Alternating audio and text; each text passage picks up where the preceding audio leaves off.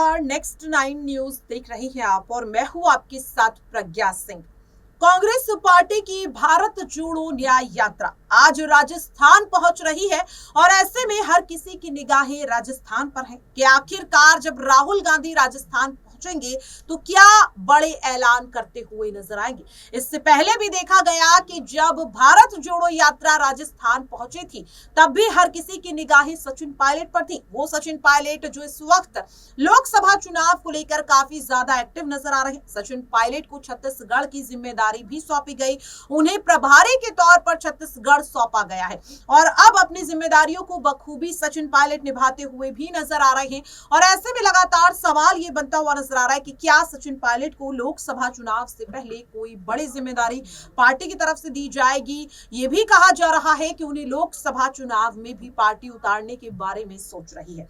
दरअसल आपको बता दें कि टोंक से ही सचिन पायलट को यहां पर टिकट देने की बात कही जा रही है और अब सवाल लगातार ये बनता हुआ नजर आ रहा है कि आज जिस तरीके से राहुल गांधी जब राजस्थान पहुंचेंगे तो जाहिर तौर पर उम्मीदें हैं कि सचिन पायलट भी उनके साथ इस यात्रा में शामिल होते हुए नजर आएंगे। भारत जोड़ो यात्रा में जब सचिन पायलट जुड़े थे तब हर किसी की निगाहें सचिन पायलट पर थी। हर किसी को लगा कि शायद सचिन पायलट के चेहरे पर ही विधानसभा चुनाव राजस्थान में लड़े जाएंगे, लेकिन ऐसा होता हुआ नजर नहीं आया।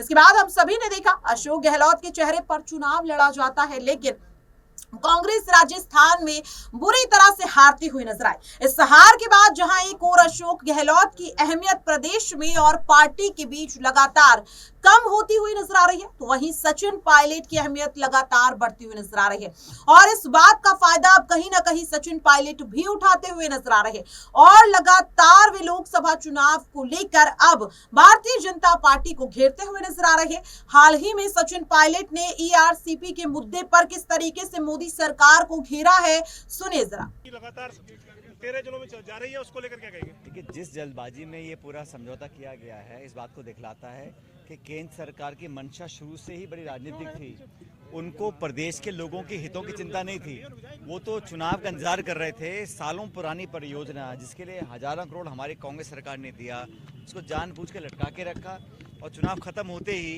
एक ऐसा समझौता कराया है जिसकी जानकारी के तथ्य किसी को मालूम ही नहीं है। अभी हमें पता ही नहीं है कि कितना पानी हमारे हिस्से में आएगा।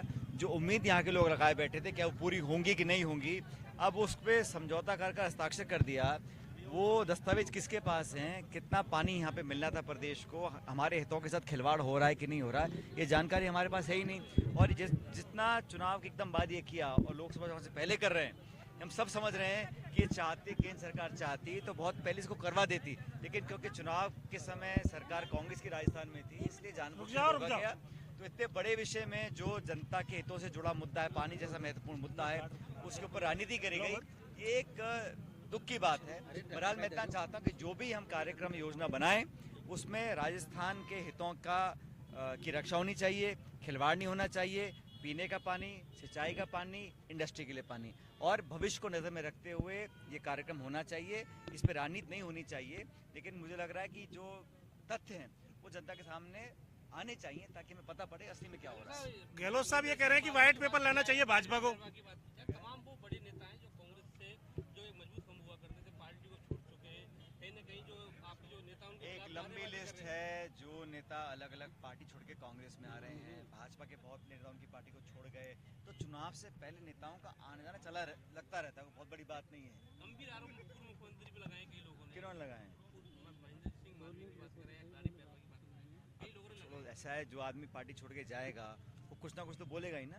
लेकिन मुझे लगता है कि ये चुनाव होने चाहिए मुद्दों को लेकर, लोगों के हितों को लेकर, भविष्य को लेकर, रोड मैप और ब्लूप्रिंट को लेकर और विचारधारा को लेकर।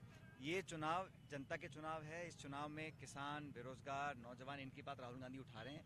आज वो धौलपुर आएंगे, राजस्थान में उनकी एंट्री होगी, जनता बहुत उत्साहित है। मुझे लगता है कि अच्छे परिणाम लोकसभा में भी आएंगे। एक व्यक्ति पे कुछ आरोप लगा रहे हैं, कई नेता भी हैं, आप पे हैं, कई और गोविंद सिंह डोटासरा, सिर्फ एक ही व्यक्ति पे आरोप क्यों लगाए जा रहे हैं? भाई इसका जवाब उनसे मांगो जिन्होंने आरोप लगाए हैं।